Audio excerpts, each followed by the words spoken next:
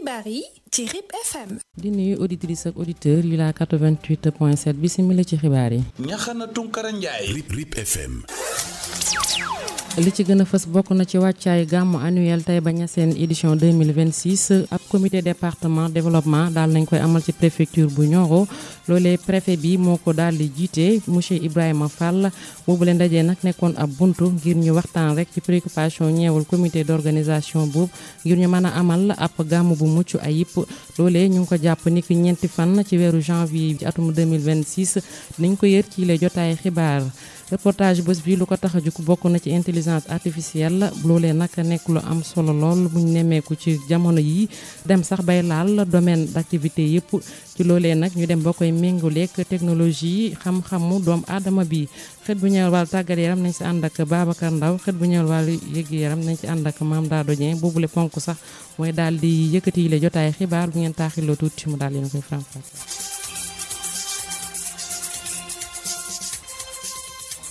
xibaar yi ak Ñaxana Tunkara Njaay.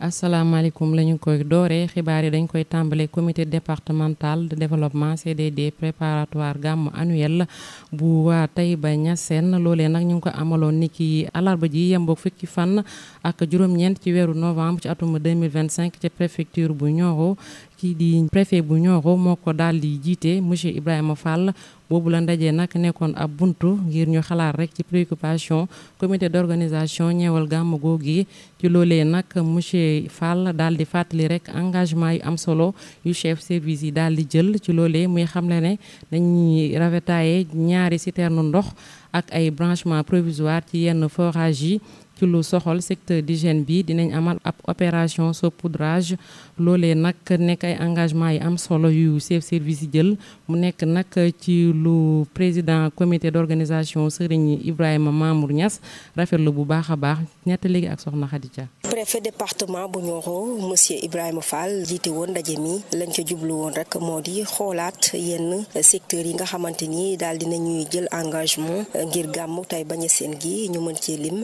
ci lu jëmee ci wàllum ndox mi wàllum kaaraange gi ak courant bi ci loolee ñii di service technique yi daal dinañuy fësal seenu engagement di xam ne ni dinañ def seen kéemtalaay kàttan ba lépp daal di yemb ci xew-xewu diine boobee. comme ni ñu koy tàmm defee pour waajal gàmmu Taïba bi dañ koy def maanaam day sukkandiku ci liggéey ba nga xam ne comité d'organisation bi def nañ ko COMAF def na ko ànd ci ak sous-préfet aussi ñoo indil ñu ko fii au niveau du CDD ñun tamit ñu woo service technique départemental yi ak régional yëpp ñu ñëw pour ñu saytu yooyu doléance yooyu dañ ko def ci pàcc yëpp daanaka mooy pàcc yi concerné de près ou de loin organisation bi ba ci sécurité ci assainissement ci hydraulique ci électricité ak. tey moom préfet bi daal di lay xam ne ni ñaari citerne ndox daal di nañ koy indi lépp rek ngir pèlerin yi daal di nekk ci anam bu mucc ayib. mais ku wax daje yu mel nii ak nit ñi fay daje ak tolluwaayu nit ñi di nga wax ay li gën a soxal nit ñi dina bokk ndox dina ci bokk donc moo tax ndox mi dañuy fexe ba ndox mi doy heureusement pour Taïba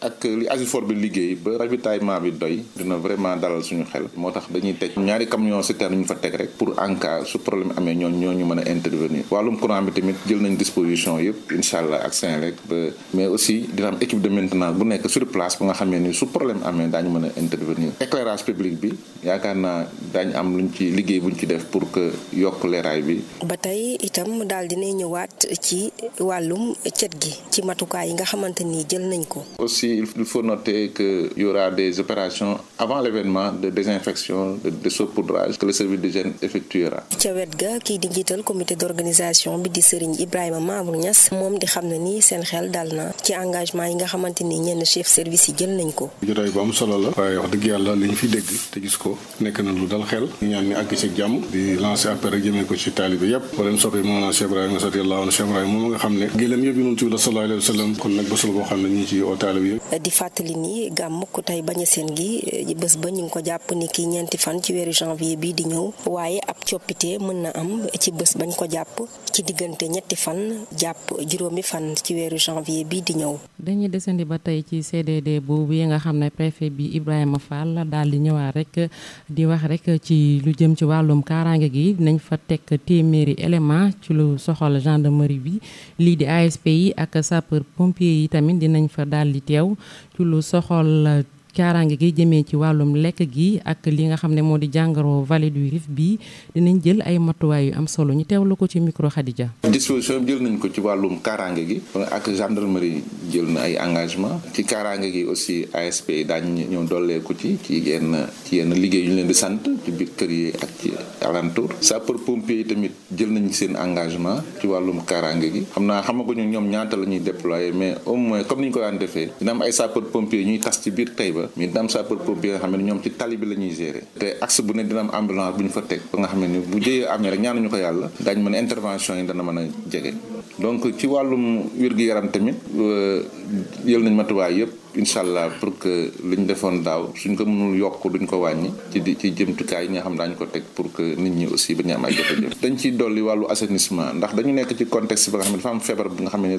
dafa ñëw Sénégal ci yenn goxaat yi mais feebar boobu tax na tamit mesures yi ñu doon jël ci wàllum hygiène pour xëy na fagaru bi ñu doon def ci wàllum santé ak hygiène dañ koy gën a yokk ren ndax ren bàyyi ma yi dañ leen di gën a surveiller mooy ñi nga xam ne mala yi nga xam ne ñu leen war a jëfandikoo ci gàmm gi dañ leen gën a surveiller donc loolu élevage dina ko def bala ñu leen di jëfandikoo donc loolu tamit service d'hygiène dina ci liggéey ci wàllum prévention ndax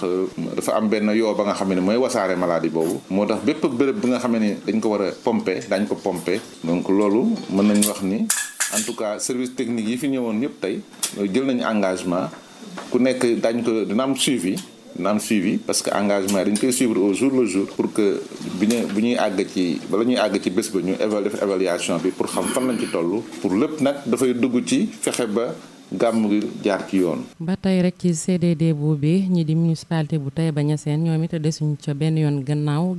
jël nañ engagement ngir gunge ñi di service yi waaye tamit di wax rek ci lu jëmee ci wàllum cet gi ak éclairage public bi ci biir commune bu Taïba Niassène ñu teewlu ko ci micro Khadija. bu ñu waxee gàmmu Taïba Niassène maire Taïba Niassène mën nañu wax ne engagement am ci côté yëpp lay doon. ba pare gunge leen ñu dem moom mu des foofu donc en tant que maire de la commune engagement am dafay nekk engagement boo xam ne dafay transversal bi ci njëkk mooy te bi nga xam ne tey mu ci gën a am solo mooy service d'hygiène parce que service d'hygiène tey ci contexte bi ñu nekk dañ ko daan def sax mais tey contexte bi ñu nekk ñu war a def désinfection kër yëpp def saupoudrage loolu dafa am lu ñuy xaar ci maire pour mu accompagner leen ci loolu maire dafa jël engagement ba pare en amont pour que lépp loo xam ne da ko doon def ak ñoom mu yokk ko waaye mu teel ba nga xam ne suñu ñëwee dëkk bi yëpp danañ ko mën a pomper loolu engagement boobu déjà maire jël na ko beneen bi mooy ak waa élevage parce que ñoom dañuy solliciter pour que ñu def li ñuy wax éradication des chiens errants loolu ñoom tamit dafa am lu ñuy xaar ci maire pour mu jàppale leen ko pour que ñu mën a am ñoom li nga xam ne nii mooy aju ci loolu pour ñu mën ko def loolu aussi comme ni ñu ko doon defee chaque année engagement ba maire la koy jël mais daal coupure yi moom seetlu nañu bëri na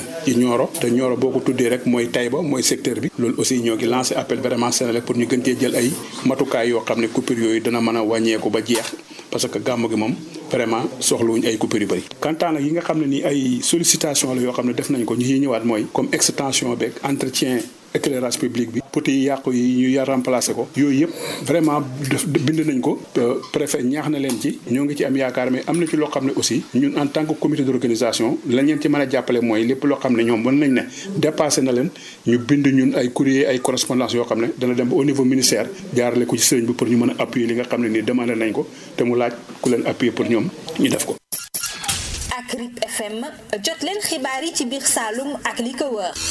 Ñaxana Tunkara Njaay. yéen a ngi desandi ba tey ci xibaar yi fii ci rajo RIP FM ponk bi ñu leen ko ci bopp xibaar yi bokk ci intelligence artificielle nekk domaine d'information dem bañ koy méngaleek intelligence doomu aadama bi tey jile loolee nag di yëngu ci domaine d'activité yi yëpp sax mën nañu wax ci loolee monsieur Seck nekk censeur lycée Maba Diakhou Ba bu Nioro di xam ne rek ne jot na ñu daal di koy dugal ci wàllum njàng meek njàngale mi ndaxte dinay dimbale ñi di administrateurs yi professeurs yi élèves yi ndax ñi mën a préparer ay discours ay PV di ci def it ay cours ak ay exercices waaye nag intelligence artificielle bi ñàkkul benn yoon ay njeexital ci ndongo yi tayal yi waaye tamit day yokk tricherie biir reportage Adama Sène. jamono ji nag intelligence artificielle nekk na ab outil boo xam ne kenn mënatu ko moytu ci yenn secteur yu bari rawatina si lu jëm ci wàllu njàng mi njàngale mi mu nekk nag loo xam ne ñoo ngi ko wekk rek ci technologie information yi moom nag li ko tax a jóg rek mooy di joxe yenn aspect intelligence humaine jarale ko rek ci ay solution numérique automatisée fii ci Sénégal nag ñu ngi amal ay waxtaan jëmee ci niñ koy dugalee ci wàllu njàng mi ak njàngale mi ba tax na nag coow li nag mi ngi wéy rek di gën a bari monsieur Seck nekk censeur bu lycée Maba Diakhou Ba bu Nioro di koy dëggal. L'intelligence artificielle c'est devenu maintenant incontournable parce que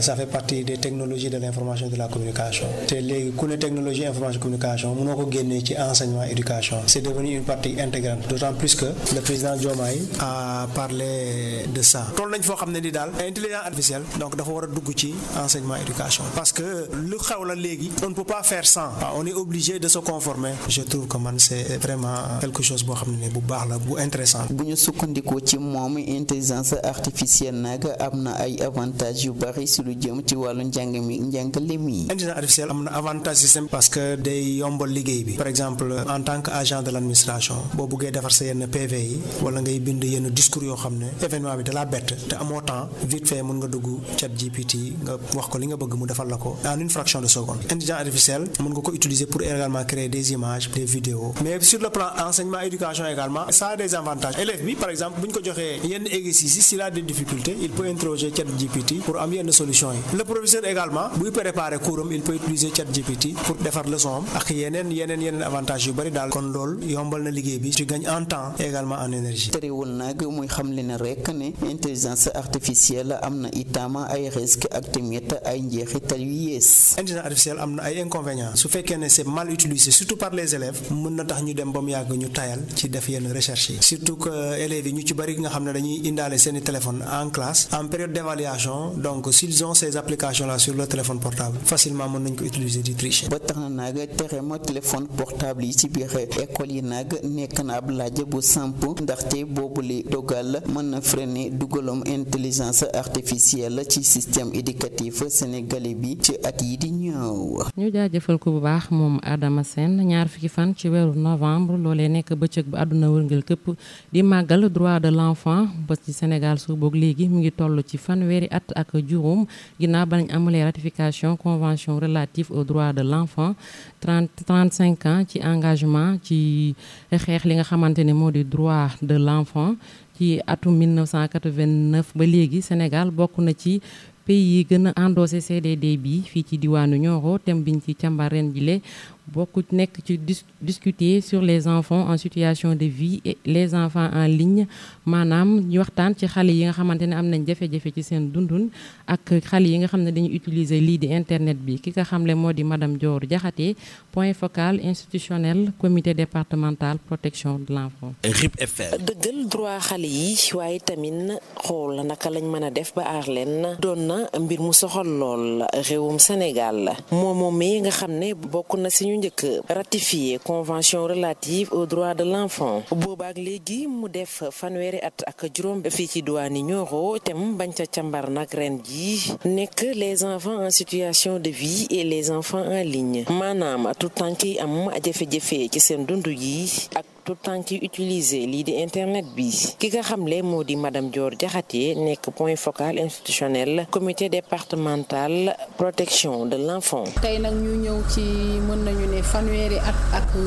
juróom benn sax la ñuy wax ci convention des droits de l'enfant bi mu amee ba tey ñu gis ni thème yi bari na ndax UNICEF joxe na thème sama journée sama droit waaye ñu gis ni au niveau mondial aussi dañoo ne juróomi taxawaay yoo xam ni moom la ñu taxawu xale yi te loolu yëpp li ko waral mooy nañuy fexe rek bay gën a yaatal surtout li nga xam ne moom moo xew ci jamono ji muy internet bi nan la ñuy gën a mën a partager menaces yi nga xam ne dañu koy def ci xale yi parce que ñu gën a mën a moytu. buñ sukkandikoo ci madame Diakhaté lu waxal ñu càmbar boobu la thème bokk na ci lii di internet bi dafa dugg lool ci dundu na jeunes yi ci jamono yi lee parce que dañuy gis ni données yi dem ci wàllu internet bi jóge ci nit ñi bari na ci données yoo xam ne nit ki bu toogaatoon danaan gënulu ma waaye bu dee xale du xam sax ni gënulu ko ba mu koy xam day fekk wees na te yooyu dafa nekk une réalité mooy les typologies de menaces gis nañu ne internet bi dafay gaaw a capter seeni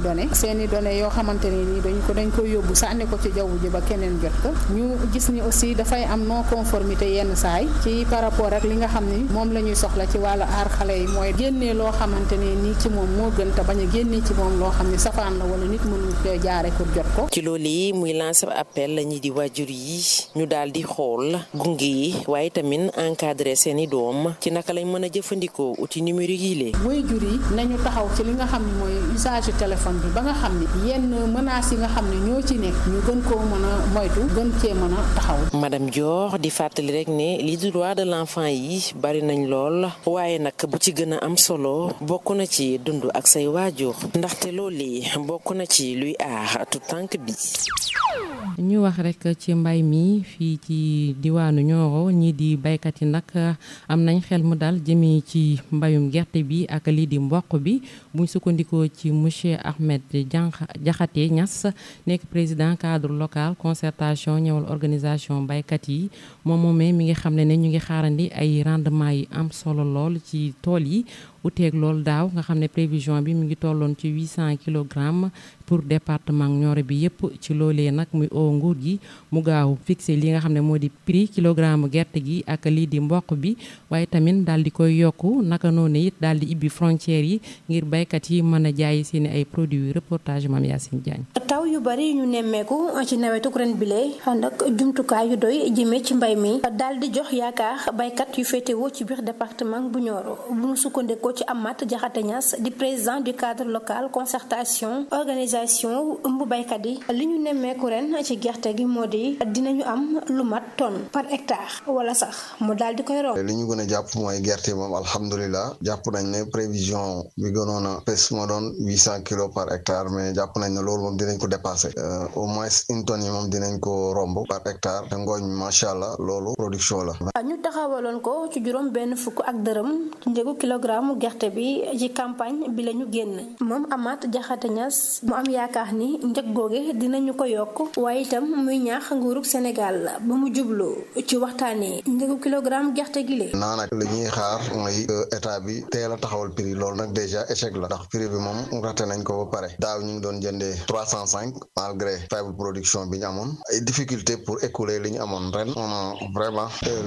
quadruplé cette production donc prix yi ñu xaar nag mooy li fi xewoon daaw su yokkul bu mu wàññeeku. njiituk cadre local boobee di xam ne ni bëgg-bëgg baykat yi bokk na ci nguur gi daal di ubbi frontières yi ba ñu mën a jaay seenu gerte gi ci yeneen réew yi. ku li ñuy xaar ci état bi mooy mu libéraliser ko complètement ubbi les frontières ba nga xam ne képp ku soxla gerte gi di nga ñëw jënd ko à de bon prix mboq bi aussi suñ ci deful benn effort dina nekk produit boo xam ne day am main vente ci loxol baykat yi loolu aussi ñi ngi ñaan état bi mu taxaw ci dugub bi moom comme ni nga ko xamee rek bay dundee la problème mais lii di mboq mi ak gerte gi ça commence à inquiéter les producteurs ndax déjà ñu ngi commencé di brader la production di ko jaay 250 voire même moins de 250 le kilogramme pour gerte gi mboq bi sax doo gis moom ku jënd et loolu c'est un problème. xibaaru tàggat yaram ci RIP FM. yegg si nañu si tàggat yaram yi si ànd ak Babacar Ndaw 12 ans maa ngi lay nuyu. maa ngi lay fay di nuyu auditeurs RIP FM yëpp li nga xamante ni moom moo jëm si wàllum tàggat yaram dinañ ko daal di dooree ak mondial 2026 moom République démocratique bu Congo dina daje ak vainqueur maanaam ki gagné si diggante Nouvelle-Calédonie ak kii di Jamaïque si match de barrage moom RDC xam na désormais adversaire potentiel pour final barrage intercontinentaux bu coupe du monde 2026 ñoom léopard yooyu dinañ affronter nag vainqueur si match bi war a dox si diggante Nouvelle-Calédonie ak ki nga xamante ni moom mooy Jamaïque pour mu déem a tenter décrocher place am foofu sa mondial ba ak classement FIFA bi jël 56e ñoom congolais yi nag ñoom directement dañoo accéder si finalu barrage boobule wuute loolu nag ak seen futur adversaire si classement bi nga xamante ni moom yéegul bu baax confrontation boobu nga xamante ni confrontation bu am importance la daañu ko dérouler sa Mexique si mois de mars atum 2026 après ay semaines rek si coupe d'Afrique des nations foofu sa Maroc ginnaaw succès boobu nga xamante ni am na ko si digganteem ak Cameroun ak Nigéria moom RDC mu ngi préparé pour daal di franchir dernière étape si qualification boo xamante ni bu historique lay doon ñoom joueurs yi ak staff bi nag ñoom wane nañ rek seen détermination totale pour daal di jox réew moomu noonu li nga xamante ni moo fa gëj a am muy qualification mu doon phase bu historique boo xamante ni ñu ngi koy pare pour daal di ko amal foofu de ginnaaw loolu daañu wax si résultat championnat européen moom dañ koy doore sa Angleterre foofu Burnley suba si samedi ji dana laale ak Chelsea bu 12h30 jotee lay doon 15h bu jotee Wolverhampton dina dal kii di Crystal Palace waaye ba léegi rek Nottingham Forest moom it dina daam wutali Liverpool Fulham moom ak Sunderland lay doon Brighton ak Brentford match yooyu yëpp bu 15h jotee lañ koy daal di amal ki nga xamante ni mooy West Ham si même 15h boobu dina fekk ji kii di Bournemouth waaye bu 17h30 jotee Manchester City dana daal di laale ak Newcastle ginnaaw Angleterre daañu wutali Espagne foofu Liga bi 13h Celta Vigo dina fekk ji Deportivo Alaves moom FC Barcelone dana jouer bu 15h15 jotee digganteem ak Athletic waaye ba léegi Osasuna ak Real Sociedad ñoom 17h30 la ñuy laale bu 20h jotee nag Mallorca dana fekk ji kii di Villarreal Italie lañ jëm cette fois ci Serie A bi Udinese ak Bologne match boobu 14h lañ koy daal di amal si même 14h boobu Genoa dana jàmmarloo ak kii di Cagliari Fiorentina ak Juventus ñoom seen rencontre 17h lañ koy amal Atalanta ak Napoli ñoom it 19h45 la ñuy laale France lañ jëm cette fois ci ak Ligue 1 bi Lens ak Strasbourg ñoom 16h la ñuy laale Stade Rennais ak Monaco bu 18h jotee dañuy daal di jàmmarloo rencontre France yi daañu ko jeexale ak Paris Saint-Germain bu war a jàmmarloo ak Le Havre 20h05 jotee rencontre yëpp suba si samedi ji dañ koy daal di amal mu yem ak nag fu ñuy jeexale seen xibaaru tàggat yaram di leen jox daje rek beneen yoon.